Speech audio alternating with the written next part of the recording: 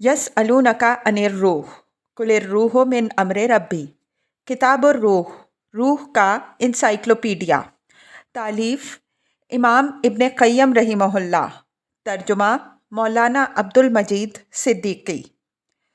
दूसरे कफन चोर का वाक़या। एक कफन चोर से जिसने तौबा कर ली थी सवाल किया गया कि सबसे अजीब बात जो तुमने देखी हो बताओ। उसने कहा, मैंने एक शख्स की कब्र खोली तो उसके तमाम जिस्म में मेखें ठुकी हुई देखीं। एक बड़ी मेख सर में और एक पैरों में ठुकी हुई थी। एक आदमी का आंखों देखा वाक़या। किसी दूसरे कफन चोर से यही बात पूछी गई तो उसने बताया कि मैंने एक आदमी की खोपड़ी देखी जिसमें सीसा पिघला कर भर दिया गया था। किसी कफन चोर से पूछा गया कि तुम्हारी तौबा का सबब क्या है। कहने लगा, मैं आमतौर पर मुर्दों को किबले से हटा हुआ पाता था। मंदरज झेल तमाम वाक़यात किताबुल क़ुबूर में हैं। एक बगदादी का वाक़या। अबू अब्दुल्लाह मोहम्मद बिन नसाब सलामी जो बड़े नेक और सच्चे थे फरमाते हैं कि एक आदमी बगदाद में लोहारों के बाज़ार में छोटी छोटी 2 सिरों वाली मेखें फ़रोख्त कर गया। एक लोहार ने उन्हें नरम करना चाहा लेकिन वो आग और हथौड़े की चोट से भी नरम ना हो सकी और वो थक कर चूर हो गया। उसने बेचने वाले को बुलाकर पूछा कि ये कीलें तुम कहाँ से लाए थे। कहने लगा, मेरे पास थीं। आखिर उसने दोबारा पूछने पर बताया कि मुझे एक खुली कब्र में मिली थीं और इसमें मुर्दे की हड्डियां जुड़ी हुई थीं। मैंने उन्हें इन हड्डियों में से निकालने की कोशिश की लेकिन निकाल ना सका। आखिर मैंने पत्थर से हड्डियों को तोड़कर इन्हें निकाला और इकट्ठा कर लिया। अबुल हुरैश कहते हैं कि मेरी वालिदा ने बयान किया कि जब अबू जाफ़र ने कूफा में खंदक खुदवाई तो लोगों ने अपने अपने मुर्दे मुंतकिल कर दिए। हमने उनमें से एक नौजवान को देखा जो अपने हाथ काट रहा था।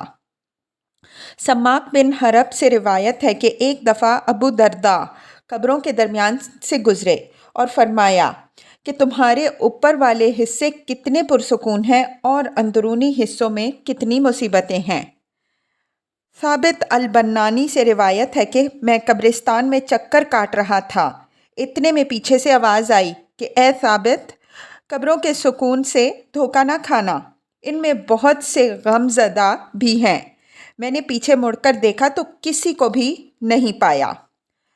हसन एक कब्रिस्तान से गुजरे और बोले, इस लश्कर की हालत रहम के काबिल है।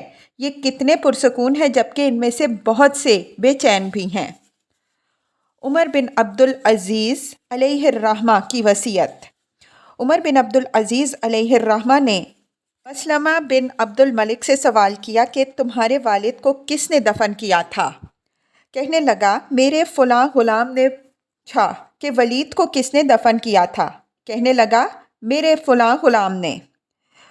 उमर रहिमहुल्लाह ने फरमाया कि मुझसे कहा गया है कि जब तुम्हारे बाप को और वलीद को दफन किया गया और उनके कफन की गिराह खोली गई तो उनके मुंह पीछे को हटे हुए थे। मसलमा, मेरे मरने के बाद मेरे मुंह को खोल कर देखना, कहीं उनकी तरह मेरा मुंह तो नहीं हटा या इससे मुझे आफियत दी गई। मुस्लिमा कहते हैं कि कब्र में रख कर मैंने उमर का मुंह देखा तो पहले ही की तरह जगह पर था। एक बच्ची का वाक़या। कुछ बुज़ुर्ग फरमाते हैं कि मेरी बच्ची फौत हो गई। मैंने उसे कब्र में उतारा। फिर मैं कब्र की ईंट ठीक करने लगा तो उसे किबले से हटा हुआ पाया। इससे मुझे सख्त दुख हुआ। एक दिन मैंने उसे ख्वाब में देखा। वो कह रही थी कि अब्बा जान, आपने मुझे किबले से हटा हुआ देखकर बहुत दुख किया। अक्सर मेरे आसपास वाले किबले से हटे हुए हैं। इसका मतलब ये था कि जो बुरे गुनाहों पर जमे हुए फौत हुए उनके साथ यही मामला होता है। उमर बिन अब्दुल अज़ीज़ रहिमहुल्लाह का आंखों देखा वाक़या। उमर बिन अब्दुल अज़ीज़ अलैहिर्रहमा फरमाते हैं कि वलीद बिन अब्दुल मलिक को कब्र में दाखिल करने वाला मैं भी था। मैंने देखा कि उनके घुटने गर्दन से लग गए। उनका बेटा कहने लगा, रब्बे काबा की कसम, मेरे वालिद अच्छी हालत में हैं। मैंने कहा, رب کعبہ کی قسم تمہارے والد پر دنیا ہی میں اچھی حالت گزر گئی۔ پھر عمر علیہ الرحمہ نے اس واقعے سے نصیحت حاصل کی۔ جب عمر بن عبدالعزیز علیہ الرحمہ نے یزید کو عراق کا حاکم بنایا تو یہ نصیحت کی کہ اللہ تعالیٰ سے ڈرتے رہنا۔ میں نے جب ولید کو قبر میں رکھا تو میں نے انہیں کفن میں پاؤں ہلاتے دیکھا تھا۔ ذو الصفاح کی قبر کا واقعہ۔ عبدالحمید بن محمود سے روایت ہے کہ میں نے ابن عباس رضی اللہ عنہ کے پاس رکنے کا موقع پایا۔ میں ادھر بیٹھا ہوا تھا کہ اتنے میں ان کے پاس کچھ لوگوں نے آ کر کہا کہ ہم حج کو جا رہے ہیں۔ راستے میں ہمارا ایک ساتھی ذو الصفاح فوت ہو گیا۔ خیر ہم نے اس کی تہجیز و تکفین کی اور قبر کھودی۔ جب قبر تیار ہو گئی تو ایک سیاہ سانپ نے آ کر تمام قبر گھیر لی۔ پھر وہاں سے ہٹ کر دوسری جگہ قبر کھود دی گئی، پھر بھی اسے سانپ نے گھیر لیا۔ پھر تیسری جگہ قبر کھودی گئی تو پھر بھی اس میں سانپ آ کر بیٹھ گیا۔ حضرت ابن عباس رضی اللہ عنہ نے فرمایا، یہ اس کی چوری ہے جس کا وہ مرتکب ہوا کرتا تھا، جاؤ اسے کسی قبر میں بھی رکھ دو۔ اللہ کی قسم اگر تمام زمین بھی کھود ڈالو تو سب جگہ یہی سانپ پاؤ گے۔ آخر کار ہم نے اسے ایک قبر میں دفن کر دیا۔ حج سے واپس آ کر ہم نے اس کا سامان اس کے گھر واپس کر دیا اور اس کی بیوی سے پوچھا کہ تمہارا شوہر کیا کرتا تھا؟ کہنے لگی اناج فروخت کرتے تھے اور اس میں سے روزانہ اپنے گھر کا خرچہ نکال کر پھر اتنا ہی چوری سے اس میں ملاوٹ کرتے تھے۔ ابو اسحاق کا واقعہ۔ ابو اسحاق سے روایت ہے کہ مجھے ایک میت کو غسل دینے کے لیے بلایا گیا۔ جب میں نے اس کے منہ سے چادر ہٹائی تو ایک موٹا سانپ اس کی گردن سے لپٹا ہوا دیکھا۔ آخر میں اسے غسل کے بغیر چھوڑ کر چلا گیا۔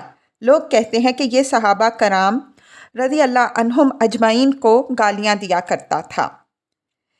ایک بصری گورکن کا واقعہ۔ بصری گورکن سے روایت ہے کہ میں نے ایک دن ایک قبر کھودی اور اس کے نزدیک ہی سو گیا۔ خواب میں میرے پاس دو عورتیں آئیں۔ ایک عورت کہنے لگی، اے اللہ کے بندے، اللہ کے لیے اس عورت کو ہم سے ہٹا لے اور ہمارے پڑوس میں دفن نہ کر۔ گھبرا کر میری آنکھ کھل گئی۔ اتنے میں اسی قبر کے پاس ایک عورت کا جنازہ لایا گیا۔ میں نے اسے اس میں دفن نہیں ہونے دیا اور دوسری قبر بتا دی۔ رات ہوئی تو پھر وہی دو عورتیں خواب میں دکھائی دیں۔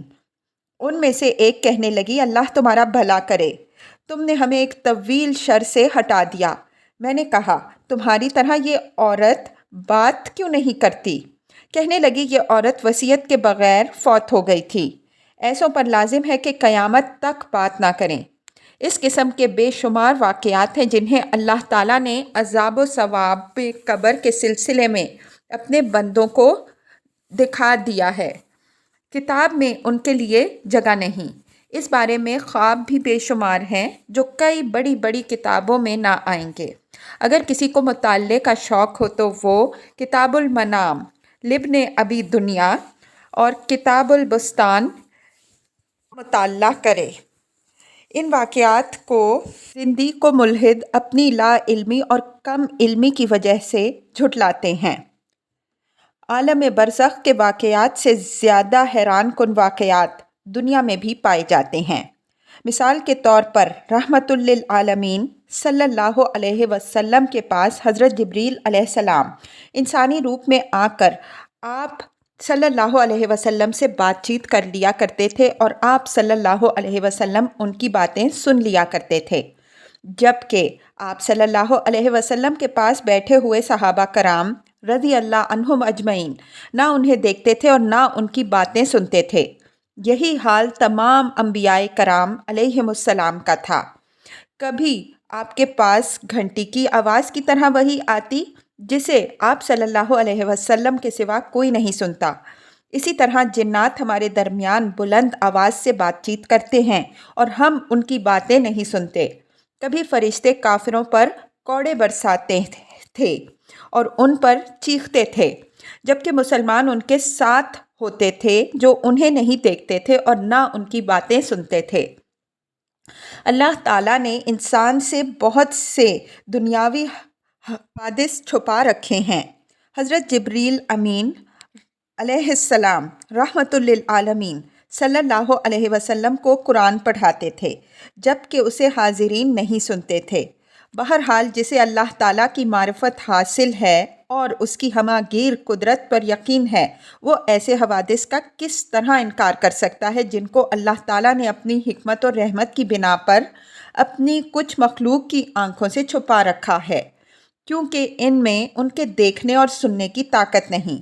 انسان کی بینائی اور سنوائی عذاب و ثواب قبر کے دیکھنے کی طاقت نہیں رکھتی۔ بہت سے لوگ جن کو اللہ یہ واقعات مشاہدہ کرا دیتا ہے، چیخ مار کر بے ہوش ہو جاتے ہیں اور مر جاتے ہیں، اور اگر زندہ بھی رہتے ہیں تو زیادہ دن تک زندہ نہیں رہتے، اور کچھ تو دل کے پردے اٹھتے ہی مر جاتے ہیں۔ اس لیے عقل کا تقاضا یہ نہیں کہ اگر ان واقعات میں حکمت خداوندی نے پردے لٹکا دیے ہیں تو ان کا انکار کیا جائے۔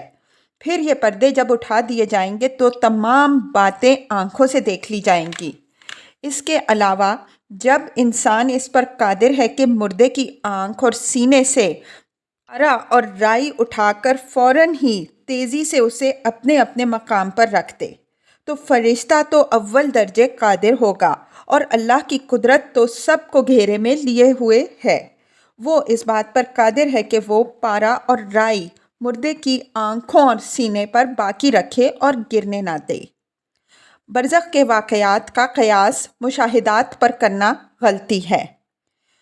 برزخ کے واقعات کا قیاس مشاہدات پر کرنا صرف جہالت اور گمراہی، رحمت للعالمین صلی اللہ علیہ وسلم کی تکذیب اور اللہ کی ہماگیر قدرت کا انکار انتہائی ظلم ہے۔ جب انسان اس بات پر قادر ہے کہ قبر کھلی یا تنگ بنا کر اسے لوگوں پر سے چھپائے اور جس پر چاہے ظاہر کرے، تو اللہ تعالیٰ کی قدرت کا تو ٹھکانہ ہی نہیں ہو سکتا کہ ایک قبر بظاہر 2-2.5 ہاتھ دکھائی دیتی ہو، حالانکہ انتہائی وسیع، خوشبودار اور روشن ہو، یا بہت زیادہ تنگ، بدبودار اور اندھیری ہو۔ یہ وسعت، تنگی، روشنی و تاریکی، آباد و اجاڑ اور باغ و بہار دنیا کے لحاظ سے نہیں ہے۔ انسان دنیا میں دنیاوی چیزوں ہی کا مشاہدہ کر سکتا ہے۔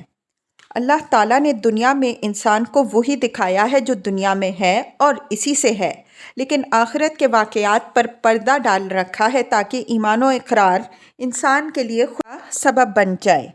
پھر جب یہ پردہ اٹھا دیا جائے گا تو انسان خود بخود تمام باتوں کا مشاہدہ کر لے گا۔ فرشتے پڑی ہوئی لاش سے بھی سوال کر سکتے ہیں۔ اگر جنازہ پڑا ہوا ہو تو یہ بات مشکل نہیں کہ فرشتے آ کر اس سے سوال کریں اور انہیں کوئی نہ دیکھے اور وہ انہیں جواب دے اور کوئی اس کی بات نہ سنے، اور فرشتے اس مردے کو ماریں مگر کسی کو شعور نہ ہو۔ دیکھیں، 2 آدمی ایک بستر پر لیٹے ہوئے ہیں، ایک سو جاتا ہے اور ایک بیدار رہتا ہے۔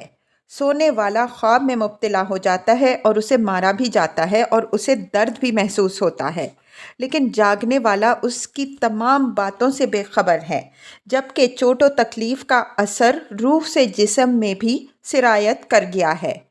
کتنی بڑی لاعلمی کی بات ہے کہ قبروں اور پتھروں کو چیر کر فرشتوں کا جانا عقل سے دور سمجھا جائے، جبکہ اللہ تعالیٰ نے یہ چیزیں ملائکہ کے لیے بالکل ایسی ہی بنائی ہیں جیسے کہ ہوا پرندوں کے لیے۔ ان چیزوں کے ارواح لطیفہ کے لیے پردہ ہونے سے یہ لازم نہیں آتا کہ ارواح لطیفہ کے لیے بھی پردے ہوں۔ یہ قیاس غلط ہے۔ انہی جیسے قیاسوں سے اصولوں کو جھٹلایا جاتا ہے۔ لٹکی، ڈوبی، جلی ہوئی یا اور کسی قسم کی لاش میں روح کا لوٹایا جانا محال نہیں۔ جمادات تک میں ادراک و شعور۔ یہ بھی مشکل نہیں ہے کہ لٹکی ہوئی یا ڈوبی ہوئی یا جلی ہوئی یا کسی اور قسم کی لاش میں روح لوٹا دی جائے جس کا ہمیں پتہ نہ ہو، کیونکہ لوٹائے جانے کی یہ ایک دوسری قسم ہے، وہ نہیں جس سے ہم واقف ہیں۔ دیکھیں، بے ہوش آدمی، سکتے کا مریض اور مبہوت وغیرہ زندہ ہوتے ہیں اور ان کی روحیں ان کے جسموں میں ہوتی ہیں، لیکن ہمیں ان کی زندگی کا پتہ نہیں ہوتا۔ جس لاش کے اجزاء جدا جدا ہو کر اور بکھر کر کم ہو گئے ہوں، اس کی ذات سے جس کی قدرت ہماگیر ہے۔ یہ بعید نہیں کہ وہ ان ذرات سے روح کا ملاپ پیدا کر دے، اگرچہ ایک مشرق میں ہو اور ایک مغرب میں، اور ان اجزاء میں ایک قسم کے غم و سرور کا شعور پیدا کر دے، جبکہ اللہ تعالیٰ نے جمادات تک میں ادراک و شعور پیدا کر دیا ہے جس سے وہ اپنے رب کی پاکیزگی بیان کرتے ہیں۔ پتھر اس کے خوف سے گر پڑتے ہیں، پہاڑ اور درخت اسے سجدہ کرتے ہیں، اور سنگریزے نباتات اور پانی کے قطرے اس کی پاکیزگی میں رطب اللساں ہیں، جیسا کہ فرمایا وَإِن مِّن شَيْءٍ إِلَّا يُسَبِّحُ بِحَمْدِهِ وَلَٰكِن لَّا تَفْقَهُونَ تَسْبِيحَهُمْ۔ کائنات کی ہر شے اللہ کی پاکیزگی حمد بیان کر رہی ہے، لیکن تم ان کی پاکیزگی کے بیان کو نہیں سمجھ سکتے۔ اگر یہ تسبیح صرف ان کی اپنے خالق پر دلالت ہی ہوتی تو یہ الفاظ نہیں لائے جاتے کہ تم ان کی تسبیح نہیں سمجھتے، کیونکہ ہر عقل مند یہ سمجھتا ہے کہ مخلوق خالق پر دلالت کرتی ہے۔ فرمایا ہم نے پہاڑ ان کے تابع کر دیے جو صبح و شام پاکی بیان کرتے ہیں۔ ظاہر ہے کہ سانے پر دلالت ان دو ہی وقتوں میں خاص نہیں ہے۔ اسی طرح فرمایا اے پہاڑوں، حضرت داؤد علیہ السلام کے ساتھ بار بار تسبیح پڑھو، اور پرندوں کو بھی یہی حکم دیا گیا۔ ظاہر ہے کہ سانے پر دلالت حضرت داؤد علیہ السلام کی معیت ہی کے ساتھ خاص نہیں ہے۔ تادیب صدائے بازگشت نہیں۔ وہ جھوٹا ہے جو یہ کہتا ہے کہ تادیب واپس آنے والی آواز کو کہتے ہیں، کیونکہ صدائے بازگشت تو ہر آواز والے کی ہوتی ہے۔ پھر حضرت داؤد علیہ السلام کے ساتھ کیا خصوصیت ہے؟ اسی طرح فرمایا أَلَمْ تَرَ أَنَّ اللَّهَ يَسْجُدُ مَنْ فِي السَّمَاوَاتِ وَمَنْ فِي الْأَرْضِ وَالشَّمْسُ وَالْقَمَرُ وَالنُّجُومُ وَالْجِبَالُ وَالشَّجَرُ وَالدَّوَابُ وَكَثِيرٌ مِّنَ النَّاسِ۔ تم دیکھتے نہیں تمام آسمان و زمین والے، سورج، چاند، تارے، پہاڑ، درخت اور جانور اور بہت سے لوگ اللہ تعالیٰ کو سجدہ کر رہے ہیں۔ ظاہر ہے کہ سانے پر دلالت سے لوگوں کے ساتھ خاص نہیں۔ فرمایا تم دیکھتے نہیں کہ تمام آسمان و زمین والے اور پرندے قطار باندھ کر اللہ تعالیٰ کی پاکیزگی بیان کر رہے ہیں۔ ہر ایک کو اپنی نماز اور تسبیح کا پتہ ہے۔ پتہ چلا کہ یہ حقیقت نماز و تسبیح ہے جس کی اصلیت اللہ ہی جانتا ہے، اگرچہ اسے بھی نبیوں کی باتیں نہ ماننے والے اور انہیں جھٹلانے والے نہیں مانتے۔ اللہ تعالیٰ نے پتھروں کی طرف سے بھی خبر دی کہ کچھ پتھر اللہ تعالیٰ کے خوف سے اپنی جگہ چھوڑ دیتے ہیں اور گر پڑتے ہیں۔ زمین و آسمان کی طرف سے بتایا کہ وہ اللہ تعالیٰ کا کلام سنتے ہیں۔ اللہ تعالیٰ نے ان سے بات کی، انہوں نے اللہ کی بات سنی اور اچھا جواب دیا۔ پھر اللہ تعالیٰ نے ان سے فرمایا کہ خوشی سے آؤ یا غمی سے، تو انہوں نے جواب دیا کہ ہم خوشی خوشی آنے کے لیے تیار ہیں۔ کھانا بھی تسبیح پڑھتا ہے۔ صحابہ کرام رضی اللہ عنہم اجمعین کھانا کھاتے وقت کھانے کی تسبیح سنا کرتے تھے۔ صحابہ کرام رضی اللہ عنہم اجمعین نے مسجد میں خشک تنے کا رونا سنا۔ پھر جب ان جسموں میں احساس و شعور ہے تو جن اجسام میں روح ایک عرصے تک رہ چکی ہے ان میں شعور اول درجے ہونا چاہیے۔ کچھ لوگوں کو مرنے کے بعد زندہ کر کے دکھایا گیا۔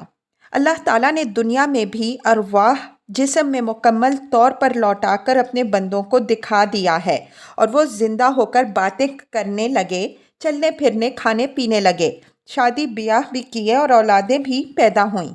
فرمایا ان لوگوں کی طرح جو اپنے گھروں سے نکلے اور ہزاروں کی تعداد میں تھے، پھر اللہ تعالیٰ نے ان سے کہا کہ مر جاؤ، پھر انہیں زندہ کر دیا۔ فرمایا اس کی طرح جو ایک شہر سے گزرا جو اجڑ گیا تھا، اس نے حیرانگی سے کہا کہ اس کے اجڑنے کے بعد اللہ تعالیٰ اسے کیسے آباد کرے گا؟ پھر اللہ تعالیٰ نے 100 سال تک اس کو مردہ رکھا، پھر زندہ کر دیا اور پوچھا کتنی دیر ٹھہرے؟ کہنے لگا 1 دن یا اس سے بھی کم، یا اسرائیلی مقتول کی طرح جسے اللہ تعالیٰ نے زندہ کر دیا تھا اور وہ اپنے قاتل کو بتا کر مر گیا تھا۔ جیسے وہ جنہوں نے حضرت موسیٰ علیہ السلام سے کہا کہ ہم آپ پر ایمان نہیں لائیں گے جب تک اللہ تعالیٰ کو اپنی آنکھوں سے نہ دیکھ لیں۔ آخر اللہ نے انہیں مار دیا اور پھر موت کے بعد زندہ کر دیا۔ اسی طرح اصحاب کہف کا اور حضرت ابراہیم علیہ السلام والے 4 پرندوں کا واقعہ ہے۔ پھر جب اللہ نے موت کی ٹھنڈک کے بعد ان میں مکمل زندگی واپس کر دی تو ان کی حیران کرنے والی قدرت سے یہ بات کب بعید ہے کہ مرنے کے بعد ان میں ایک قسم کی زندگی پیدا کر دے گا اور ان سے ان کی ذمہ داریوں کے بارے میں پوچھ گچھ کرے گا، جواب طلب فرمائے گا اور مطابق اعمال انہیں عذاب و ثواب پہنچائے گا۔ وما ذالک علی اللہ بعزیز، یہ اللہ تعالیٰ پر مشکل نہیں۔ عذاب و ثواب قبر سے مراد عذاب و ثواب برزخ ہے۔ اللہ تعالیٰ نے فرمایا وَمِن وَرَائِهِمْ بَرْزَخٌ إِلَى الْآیَہ، اور ان کے بعد قیامت تک برزخ ہے۔ برزخ دنیا اور آخرت کے درمیان ہے۔ اسی کو غالب کے اعتبار سے عذاب و ثواب قبر اور بازیچہ جنت یا آگ کا گڑھا کہا گیا ہے۔ اس لحاظ سے پھانسی پر لٹکے ہوئے، جلے ہوئے، ڈوبے ہوئے اور درندوں یا پرندوں کے کھائے ہوئے شخص کو بھی ان کے اعمال کے مطابق عذاب و ثواب بے برزخ ملتا ہے۔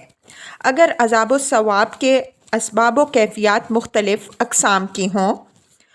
پہلے زمانے میں کسی شخص نے یہ خیال کر لیا تھا کہ اگر اس کی لاش جلا کر اس کی راکھ کچھ سمندر میں بہا دی جائے اور کچھ آندھی میں اڑا دی جائے تو وہ عذاب سے بچ جائے گا۔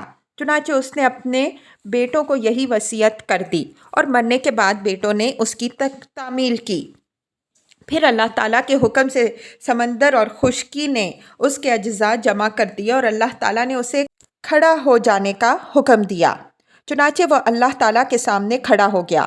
پوچھا کہ تو نے یہ حرکت کیوں کی؟ کہنے لگا اے رب، تو خوب جانتا ہے میں نے تیرے ڈر سے ایسا کیا تھا۔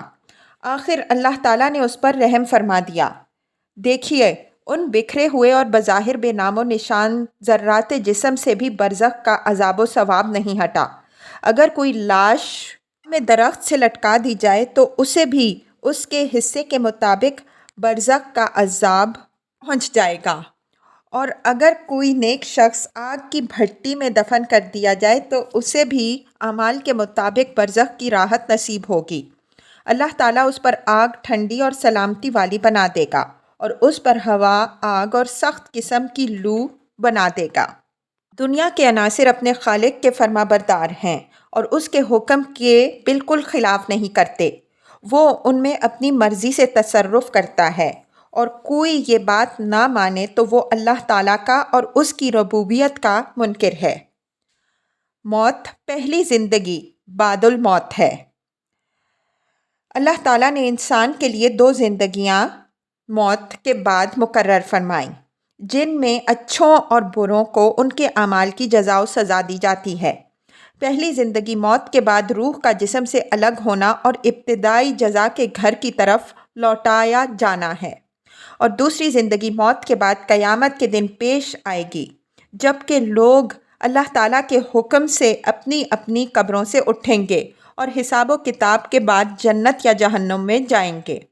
اسی وجہ سے ایک صحیح حدیث میں ہے کہ ایمان میں یہ بھی داخل ہے کہ موت کے بعد زندگی پر ایمان لایا جائے، کیونکہ پہلی زندگی موت کا تو کوئی انکار کر ہی نہیں سکتا، اگرچہ بہت سے لوگ اس میں جزا و سزا اور عذاب و ثواب کو نہیں مانتے۔ اللہ تعالیٰ نے ان دونوں قیامتوں، موت، زندگی بعد موت، کا بیان سورہ مومنون، واقعہ، قیامت، مطففین اور فجر وغیرہ میں فرمایا ہے۔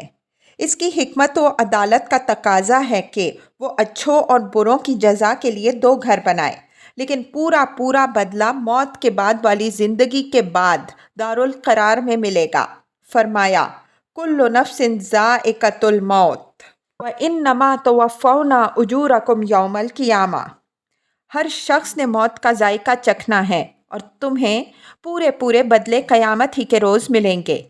اللہ تعالیٰ کے عدل، اسماء حسنہ اور کمالات مقدسہ کا بھی یہ تقاضا ہے کہ اپنے دوستوں کے جسم اور روحیں آرام سے رکھے اور دشمنوں کے جسموں اور روحوں کو عذاب میں مبتلا فرمائے۔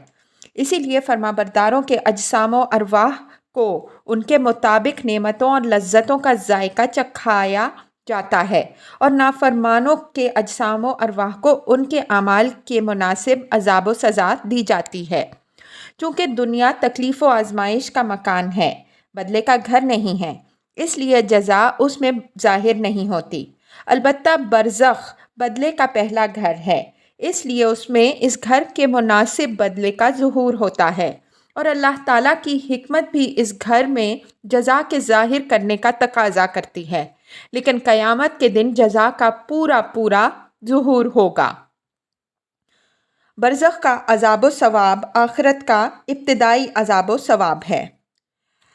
پتہ چلا کہ عذاب و ثواب برزخ آخرت کے عذاب کا ابتدائی عذاب و ثواب ہے، جیسا کہ بہت سی آیتوں اور حدیثوں سے ثابت ہوتا ہے۔ مثلاً ایک حدیث میں ہے کہ نیک قبر والے قبر کے لیے جنت کا دروازہ کھول دیا جاتا ہے، اور اس کے پاس جنت کی آسائشیں اور نعمتیں آنے لگتی ہیں، اور گناہ کے لیے دوزخ کا دروازہ کھول دیا جاتا ہے اور اس کی گرمی اور لپیٹیں آنے لگتی ہیں۔ یہ یقینی طور پر معلوم ہے کہ روح کی طرح جسم بھی اس میں حصے دار ہے۔ پھر قیامت کے دن دونوں انہی دروازوں سے اپنے اپنے ٹھکانوں میں چلے جائیں گے۔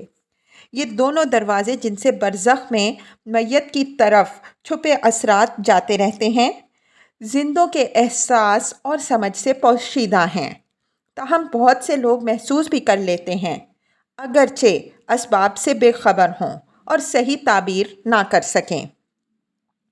کسی چیز کا وجود اس کے ادراک و تعبیر پر موقوف نہیں ہوتا۔ خبردار، کسی چیز کا وجود اس کے فہم و تعبیر پر منحصر نہیں ہوتا۔ وجود اور چیز ہے اور ادراک و تعبیر دوسری چیز ہے۔ دنیا میں بھی یہ اثرات پہنچتے ہیں، مگر بے پرواہی کے سخت اندھیرے کی وجہ سے لوگ ان کی تعبیر سے عاجز رہتے ہیں۔ مرنے کے بعد یہ اثرات اور تیزی و کمال کے ساتھ پہنچتے ہیں، اور موت کی زندگی کے بعد یہ اثرات اپنے پورے شباب پر آ جاتے ہیں۔ رب کی حکمت نے تینوں گھروں میں بہترین نظم مقرر فرما دیا ہے۔ 8واں حصہ، کیا قرآن میں عذاب قبر کا بیان ہے؟ قرآن حکیم میں عذاب قبر کا بیان۔ قرآن حکیم میں عذاب قبر کا کیوں بیان نہیں، جبکہ اسے جاننے اور اس پر ایمان لانے کی سخت ضرورت ہے تاکہ انسان ڈر کر تقوی اختیار کرے؟ اس کا جواب مختصر اور تفصیل کے ساتھ دونوں طرح دیا جاتا ہے۔ مختصر جواب: اللہ تعالیٰ نے اپنے رسول صلی اللہ علیہ وسلم پر 2 قسم کی وحی نازل کی اور لوگوں پر واجب کر دیا کہ دونوں وحیوں پر ایمان لا کر عمل کرتے رہیں۔ فرمایا، وَأَنزَلَ اللَّهُ عَلَيْكَ الْكِتَابَ وَالْحِكْمَةَ، اللہ تعالیٰ نے آپ صلی اللہ علیہ وسلم پر کتاب و حکمت اتاری۔ هُوَ الَّذِي بَعَثَ فِي الْأُمِّيِّينَ رَسُولًا، اس نے ان پڑھوں پر ہی میں سے ایک رسول بھیجا جو انہیں اللہ تعالیٰ کی آیات پڑھ کر سناتا اور انہیں پاک کرتا ہے اور انہیں کتاب و حکمت کی تعلیم دیتا ہے۔ کتاب سے مراد قرآن اور حکمت سے مراد بالاتفاق سنت ہے۔ اللہ تعالیٰ کے رسول صلی اللہ علیہ وسلم نے جن باتوں کی خبر دی ان پر ایمان و تصدیق ان باتوں کی طرح ہے جن کی اللہ تعالیٰ نے اپنے رسول صلی اللہ علیہ وسلم کی زبانی خبر دی۔ یہ مسلمانوں کا ایک مختصر اصول ہے، کوئی فرقہ اس کے مخالف نہیں ہے۔ رحمت للعالمین صلی اللہ علیہ وسلم نے فرمایا کہ مجھے کتاب کے ساتھ اس کی طرح سنت بھی دی گئی، لہٰذا اگر کوئی مسئلہ قرآن میں نہیں اور حدیث میں ہے تو سمجھ لو گویا قرآن ہی میں ہے، کیونکہ حدیث بھی مثل قرآن ہی کے ہے۔ تفصیلی جواب اور قرآن سے عذاب قبر کا ثبوت۔ قرآن میں بھی کئی مقام پر عذاب و ثواب برزخ کا بیان ہے، مثلاً اس آیہ میں وَلَوْ تَرَىٰ إِذِ الظَّالِمُونَ الآیہ، کاش آپ دیکھتے جب ظالم موت کی بے ہوشیوں میں ہوں، اور فرشتے انہیں ہاتھ پھیلا کر مار رہے ہوں اور ان سے کہہ رہے ہوں کہ اپنی جانیں نکالو۔ آج تمہیں اس وجہ سے رسوائی والا عذاب دیا جا رہا ہے کہ تم اللہ پر بہتان باندھتے تھے اور اس کی نشانیوں کو جھٹلایا کرتے تھے۔ یہ باتیں ملائکہ موت کے وقت مرنے والوں سے کہہ رہے ہیں۔ فرشتے سچے ہوتے ہیں۔ اگر یہ عذاب ان سے دنیا میں فوت ہوتے ہی ختم ہو جاتا تو یہ جملہ الیوم تجزون، آج تمہیں عذاب دیا جاتا ہے، درست نہ ہوتا۔ فرمایا فوقاہ اللہ سیئات ما مکروا وحاق بآل فرعون سوء العذاب، پھر اللہ تعالیٰ نے انہیں ان کے فریب کی برائیوں سے بچا لیا اور فرعون والوں کو برے عذاب نے گھیر لیا۔ یہ صبح و شام آگ پر پیش کیے جاتے ہیں اور قیامت کے دن کہا جائے گا کہ اے فرعون والو، سخت ترین عذاب میں داخل ہو جاؤ۔ اس آیت میں وضاحت سے برزخ اور آخرت کے عذاب کا بیان فرمایا گیا ہے۔ فَذَرْهُمْ حَتَّى إِلَى الْآیَةِ، آپ انہیں چھوڑ دیں جب تک کہ یہ اپنے اس دن کو نہ پالیں جس دن ان پر موت کی بے ہوشی چھا جائے گی، جس دن ان کی تدبیر کام نہ آ سکے گی اور نہ ان کی مدد کی جائے گی۔ بے شک ظالموں کے لیے اس سے ورے بھی سزا ہے، لیکن اکثر لوگ علم سے بے خبر ہیں۔ اس میں دو باتیں ہیں کہ یا تو دنیاوی عذاب مراد ہو یا برزخ والا عذاب، لیکن دوسرا احتمال زیادہ واضح ہے کیونکہ بہت سے ظالم مر گئے ہیں اور انہیں دنیا میں سزا نہیں دی گئی۔ کچھ نے یہ بھی کہا ہے کہ یہ زیادہ ظاہر ہے کہ جو مر گیا اسے برزخ میں عذاب ہے اور جو باقی رہ گیا اسے دنیا میں قتل وغیرہ کا عذاب ہے، بس یہ دنیاوی اور برزخ والے عذاب کی وعید ہے۔ فرمایا وَلَنُذِيقَنَّهُم مِّنَ الْعَذَابِ الْأَدْنَىٰ دُونَ الْعَذَابِ الْأَكْبَرِ إِلَى الْآیَةِ، اور ہم انہیں بڑے عذاب کے ورے چھوٹا عذاب بھی چکھائے بغیر نہ رہیں گے تاکہ وہ رجوع کریں۔ اس آیت سے ایک جماعت نے جن میں ابن عباس رضی اللہ عنہ بھی ہیں، عذاب قبر پر استدلال کیا ہے، لیکن میرے خیال میں یہ دنیاوی عذاب ہے جو انہیں کفر سے واپسی کی دعوت دیتا ہے۔ بظاہر یہ بات قرآن کے ترجمان حضرت ابن عباس رضی اللہ عنہ سے پوشیدہ نہ ہوگی، مگر چونکہ آپ کو فہم قرآن میں خاص رتبہ حاصل تھا اس لیے آپ نے اس سے عذاب قبر سمجھا، کیونکہ اس میں اللہ تعالیٰ نے بتایا کہ ان پر دو طرح کے عذاب ہیں، بڑا اور چھوٹا، اور یہ بھی بتایا کہ کچھ کو چھوٹا عذاب چکھایا جائے گا تاکہ رجوع کریں۔ معلوم ہوا کہ چھوٹے عذاب میں کچھ باقی ہے جو دنیاوی عذاب کے بعد ملے گا۔ اسی وجہ سے من العذاب الادنیٰ کے الفاظ استعمال کیے گئے۔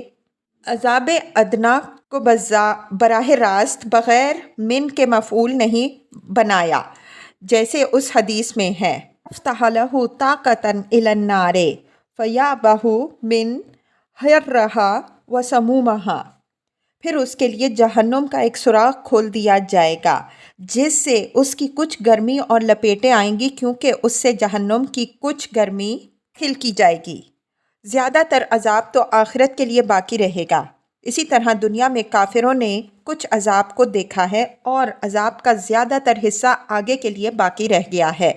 فرمایا وَلَوْلَا إِذَا بَلَغَتِ الْحُلْقُومَ إِلَى الْآیَةِ، پھر جب جان حلق میں آ کر اٹک جاتی ہے اور تم اس وقت دیکھتے رہ جاتے ہو اور ہم تم سے زیادہ اس سے قریب ہوتے ہیں مگر تم دیکھتے نہیں۔ اگر تمہیں صلہ دیا جانے والا نہیں اور تم اس میں سچے ہو تو جان کو لوٹا کیوں نہیں دیتے؟ پھر یا تو وہ پسندیدہ ہوگا تو اس کے لیے آرام والی روزی اور نعمت والی جنت ہے، یا دائیں جانب والوں میں سے ہوگا تو کہا جائے گا کہ اے دائیں جانب والے تیرے لیے سلامتی ہے، یا جھٹلانے والوں اور گمراہوں میں سے ہوگا تو اس کی گرم پانی سے جہنم میں داخل کر کے خاطر ہوگی۔ بے شک یہ بالکل سچی اور یقینی بات ہے، اس لیے آپ اپنے عظیم رب کی پاکی بیان کرتے ہیں۔ اس آیت میں موت کے وقت روحوں کے احکام کا بیان اور اسی صورت کے شروع میں موت کے بعد زندگی کے احکام کا بیان ہے، مگر انہیں انجام و مقصد اور اہمیت کے اعتبار سے ان پر مقدم کیا، اور موت کے وقت بھی موت کے بعد زندگی کے وقت کی طرح تین قسمیں بیان کی گئیں۔ فرمایا یا ایتھا النفس المطمئنہ الآیہ، اے اطمینان والی روح، اپنے رب کی طرف راضی خوشی لوٹ جا، تیرا رب بھی تجھ سے راضی ہے، اور پھر میرے بندوں میں اور میری جنت میں داخل ہو جا۔ اس میں اختلاف ہے کہ کب روح سے یہ خطاب کیا جاتا ہے۔ بظاہر الفاظ آیت سے بھی یہی مطلب سمجھ میں آتا ہے، کیونکہ یہ خطاب اس روح سے ہے جو بدن سے علیحدہ ہو گئی اور اس سے نکل آئی ہے۔ نبی کریم صلی اللہ علیہ وسلم سے بھی برا والی حدیث میں اس کی تفصیل آئی ہے کہ اس سے کہا جاتا ہے کہ راضی خوش نکل آ، تیرا رب بھی تجھ سے خوش ہے۔ اس مسئلہ پر تفصیل کے ساتھ روشنی روحیں برزخ میں رکتی ہیں میں ڈالی جائے گی انشاءاللہ تعالی۔ فرمایا میرے بندوں میں داخل ہو جا، جیسا کہ رحمت للعالمین صلی اللہ علیہ وسلم نے آخری وقت میں فرمایا تھا، اے اللہ مجھے سب سے اونچے رفیق میں شامل فرما۔ اس کے علاوہ جب تم عذاب و ثواب قبر کی حدیثوں میں غور کرو گے تو قرآن حکیم کی تفصیل و تفسیر ہی میں پاؤ گے، مگر مطالعہ اور غور و فکر کی طاعت اللہ تعالیٰ ہی کے اختیار میں ہے۔